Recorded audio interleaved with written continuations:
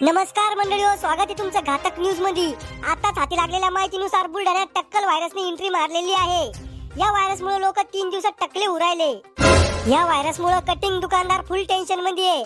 गावकऱ्यांशी बोलल्यावर समजलं टक्कल व्हायरस आल्यापासून गावातल्या पळून जाणाऱ्या पोरीचं प्रमाण खूप कमी झालं आहे। टकल्या पोरीला कोण पळून नेईल?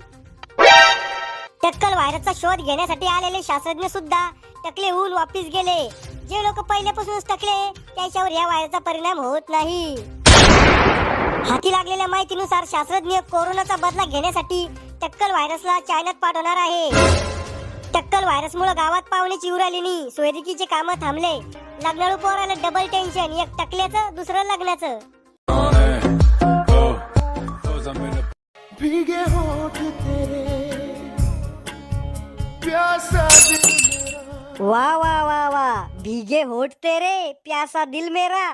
मस्त गाणं लावले तुम्ही। तुम्हाला बी आवडते का इम्रान हाशमीचे गाणे? खेकड्या ठरकी नाही रे मी तो आहे वाणी। पोट्या काय धंदे लावले तो आहे? अरे मैं किती अपेक्षा आहे तो ऐकून। तू मोठं झाल्यावर बंगला बांधसोन, कार घेसोन, मग नाव मोठं करसोन, आणि तू काय करोला? भीगे होठ तेरे। तुम्ही केलं का बाबाचं नाव मोठं? अरे यानं मग नाव मोठं केलं नी, पण मातीत घातलं। कस काय? जवानी मंदी लगन होईल बाईच्या प्रेमात पडला होता ह्यो। बापरे, चांगलेच रंगीला आवाज होते डॅडी तर। शहाणपणा करावं लागे जास्त, बातम्या लाव त्यात शिकासारखं राहतं। बातमी कोल्हापुरातील कंस मामाची आहे। कोल्हापुरात मामानं सख्या भाचीच्या लग्नातील जेवणातच विष मिसळल्याचा धक्कादायक प्रकार समोर आलाय। पन्हाळ्याच्या उतरे गावात हा धक्कादायक प्रकार समोर आलाय। भाचीनं गावातील मुलासोबत पळून जाऊन लग्न केल्याच्या रागातूनच मामानं हे कृत्य केलंय। वा, किती शिकासारखं यात। आजपासून लपड्यावाल्याच्या लग्नात जेवण बंद रे बापा। येता असं झालं, लफडे पोरग पोरगी करण आणि त्याच्यामुळे सगळं गाव मरण। बायकोचं टेन्शन मामानं वरडावर काढलं असन। आता पावले रावळे या मामाला डबल कोणत्याच लग्नाला बोलणार नाही। नवरदेव म्हणत असन बरं झालं वाचलो, नाही तर पोरीच्या नांदात सगळं खानदान खतम झालं असतं। आता त्या मामाच्या खानदानात डबल कोणी लव्ह मॅरेज करायची हिंमत करणार नाही। वरडाचे काय हाल असन पण तिथं। नमस्कार मंडळी हो, स्वागत आहे तुमचं घातक न्यूज मध्ये। मामानं भाषेच्या लग्नाच्या जेवणात विष टाकलं होतं, त्या ठिकाणी आम्ही आलेलो आहे। जाणून घेऊया पाहुण्याचे काय हाल आहे। पाहुणे हो, मला सांगा खायला काय काय आयटम होते? खायला गुलाब बांबू, तुरीची डाळ, वांग्याची भाजी आणि भातक म्हणजे शेव चिवडा। मामानं भाषेच्या लग्नाच्या जेवणात विष टाकलं, याच्यावर तुमचं काय म्हणणं आहे? हो, मरता मरता वाचलो आम्ही।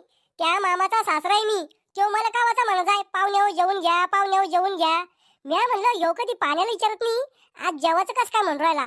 बाद मध्ये समजलं मला काय कांड करलं होतं त्याला तर। सगळे पाहुणे एकदम घाबरले असन मग। घाबरले? अहो हातभर फाटली होती पाहुण्याची। विष कोणतं वापरलं होतं मामानं जेवणात टाकायला? Original round up. अरे बापरे, म्हणजे एक घास खाल्ला की पाहुण्याचं रामनाम सत्य। अहो मी देवाला 5 नारळ फोडणार आहे उद्या। मावशी तुम्ही जेवण केलं का? नाही रे बापा, मरायचंय का मला? तुम्ही एकले चालते का लग्नाला? नाही, मी मावा लेक, मै सून आणि मावा नातू येले आम्ही। मला वाटलं चला 20 रुपये आयर करू आणि सगळं घर जेवून जाऊ, पण बरं झालं जेवलो नाही आम्ही। काका तुमचं काय मत आहे याच्यावर? आजपासून लपड्याच्या लग्नाला जाणं बंद, आणि ज्या लग्नात ह्यो मामा दिसला तिथं जेवण बंद। लहानपणी आपण गाणं म्हणत आहे, मामाच्या गावाला जाऊया हो, हागन गाडी पाहूया हो। पण या मामासाठी मला एक नवीन गाणं म्हणा वाटू राहिलं। मामा आमचा लय भारी, सगळ्या पाहुण्याचा एकदाच गेम करी। आला आला आला खेकड्यांनो, तुमच्या सगळ्यांचा बाप आला। येऊचे तो कंच मामा। नमस्कार मामा। नमस्कार, कस काय येणं केलं? लग्नाला आलतो आम्ही। बर, जेवून जा बर का? जेवून आलो मामा आम्ही घरून फुल। मग वाढण घेऊन जा, जगू द्या आम्हाला 2 दिवस। मला सांगा तुम्ही जेवणात विष काऊन टाकलं होतं? आमच्या भाषीनं लव्ह मॅरेज केलं। लव्ह मॅरेज करणं गुन्हा थोडी आहे, पाप आहे, लय मोठं पाप आहे लव्ह मॅरेज करणं। पण तुम्ही त्याची सजा सगळ्या पाहुण्याला काऊन देत होते? हे बडवे आज जेवून गेले असते, उद्या आमच्या नावाच्या बदनाम्या केल्या असते याय ना, म्हणून यायचा काटाच काढतो तुम्ही। आता खरंच बनलोय वंडरफुल।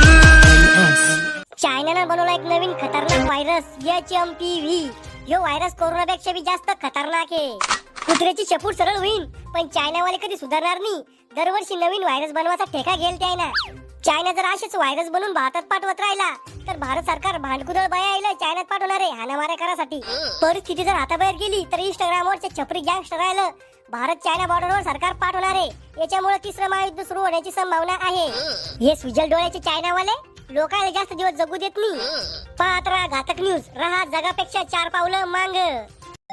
मावशी, चायनाना कोरोनाच्या भरभरीत यशानंतर आता नवीन व्हायरस आणला HMPV. याच्यावर तुमचं काय म्हणणं आहे? रंडकी चंडकी होते चायनावाल्याची, काही बी खाते बेंडक्या किडे मुंग्या, म्हणून असे व्हायरस येते. मग त्याला काय खायला पाहिजे? गु खा म्हणा गावातल्या लोकांचा. मावशी, चायनातल्या लोकांवर तुमचा एवढा राग काऊन आहे?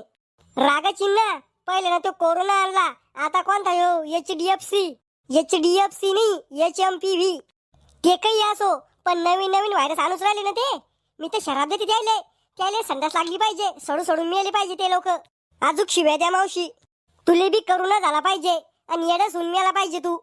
शिव्या मला का देऊ, चायनातल्या लोकांना द्या. मावशी, चायनाचा बदला कसा घेता येईल आपल्याला? आपण बी आपल्याकडचा व्हायरस त्याच्याकडे पाठवू. आपल्याकडे कोणता व्हायरस आहे? आता आला ना नवा टक्कल व्हायरस, तो पाठवू चायनात. सगळा चायनात टाकला झाला पाहिजे. मावशी, त्याच्यात त्याचाच फायदा आहे, कटिंगचे पैसे वाचन त्याचे. अरे त्याच्या बया बी टाकल्या होईल ना, त्याच्या संग लग्न करण का कोणी? मावशी, चायना दरवर्षी नवीन नवीन व्हायरस काढत राहतो, याच्यावर तुमचं काय मत आहे? चांगले दररोज नवीन नवीन व्हायरस काढा, म्हणजे आम्ही घरातच समाधी घेतो. काका, भारतात डबल लॉकडाऊनची परिस्थिती निर्माण होऊ शकते, याच्यावर तुमचं काय मत आहे? लॉकडाऊन लागलं तर मी लय एन्जॉय करीन. अहो, लॉकडाऊन मध्ये घराच्या बाहेर निघण्यात चालत नाही, तुम्ही एन्जॉय कसा करसाल? लॉकडाऊन मध्ये मटण स्वस्त होतं, मग मी दररोज 5 टाइम मटण खा जाईन आणि दारू पी जाईन. हो, पण लॉकडाऊन मध्ये सगळे दुकानं बंद राहते. सगळे दुकानं बंद राहते, पण दारूची दुकानं चालू राहते. कहून? दारूवर सरकारला सगळ्यात जास्त टॅक्स भेटतो. याचा अर्थ आहे की सरकारला सगळ्यात जास्त टॅक्स बेवडे देऊ राहिले. भारताला बेवडे चालू राहिले, बेवडे. म्हणजे दारूसाठी आणि मटणासाठी तुम्हाला लॉकडाऊन पाहिजे का? दुसरे बी भक्कम फायदे लॉकडाऊनचे. भारताची लोकसंख्या वाढती, लोकांना काही कामं राहत नाही ना. पोराओ, आता एक नवीन व्हायरस आला HMPV. याला तुमच्या शिक्षणावर काय परिणाम होईल? नवीन व्हायरस येऊन आला, ही एक आनंदाची बातमी आहे. ह्यो आनंद आम्ही केक कापून साजरा करू. नवीन व्हायरस येणं यात काय आनंद आहे? ह्यो व्हायरस आला की पेपर द्यायचं काम नाही ना. 10वी 12वी बिना अभ्यासाचं पास. यात विद्यार्थ्याचं नुकसान आहे ना. काही नुकसान नाही. मी सायन्स गेले या व्हायरसच्या भरोशावर. व्हायरसच्या भरोशावर म्हणजे? ओ, मला सायन्सची स्पेलिंग बी येत नाही, पण व्हायरस आला की पेपर कॅन्सल होते आणि सगळे पास होते. हे भारताचं भविष्य याच्या हातात देश द्याला तर एका महिन्याचं देशाचं वाटोळं करणे. भारताचं वाटोळं आता बी व्हायले ना. कसं? भारत कृषी प्रधान देश आहे, पण या देशात दररोज कुठे कुठे शेतकरी आत्महत्या करतो. सरकार शेतकऱ्याच्या आत्महत्या थांबवायचा प्रयत्न करू राहिलं. नुसते प्रयत्न नाही केले पाहिजे, नवीन कायदा आणला पाहिजे शेतकऱ्यासाठी. म्हणजे कसा? चालान वाढवून जर रोड दुर्घटना थांबवता येऊ शकत्या, तर शेतमालाचे भाव वाढून शेतकऱ्याच्या आत्महत्या बी थांबवल्या जाऊ शकत्या. जो विचार चांगला आहे, पण याच्यावर कोणी विचार नाही करणार. की मुलाचं लग्न जमवण्यासाठी गेलेल्या बापानं त्याच मुलीशी लग्न केलं. अरे वा, तुमचा बी असाच प्लॅन आहे काय काही? अरे वा, काय कलयुग आलं असं म्हणत होतो मी. नमस्कार मंडळी, स्वागत आहे तुमचं घातक न्यूज मध्ये. सून पाहायला गेला आणि स्वतः नवरदेव झाला, अशा म्हाताड्याच्या घरी आपण आज गेले. मला सांगा, तुमचं नाव काय? चंगणे गुलाबराव आरजोड. तर चंगणे भाऊ, तुमचं वय काय? 32. म्हणजे तुम्ही 32 वर्षाचे झाले तरी बी तुमचं लग्न झालं नाही. कसं होईल? मामा बाप आरामखोर, मला पोरगी पाहायला गेला आणि स्वतःच लग्न करून आला. तुम्हाला लाज नाही वाटली का? तुमचं वय काय, तुमचे कारनामे काय? प्रेमात वय नसते पाहत. अशा कामामुळेच पोरं बापाला जोडून काढते. मग आजकालची पिढी बिघडेले.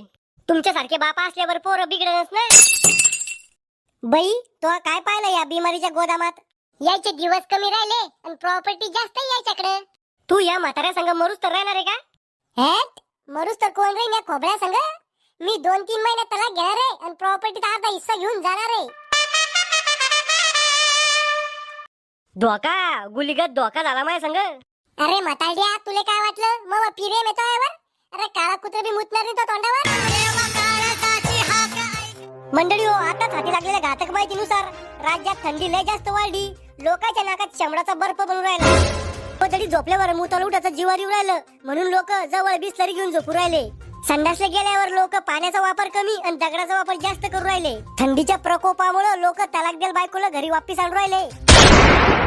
बिन लग्नाची पोरं हिवाळा संपूस तर भाड्याला बायका पाहू राहिले. त्याचबरोबर भारताला पडलेला सगळ्यात मोठा प्रश्न आहे, किस कलर की चड्डी पहने हो. November, खुश हुआ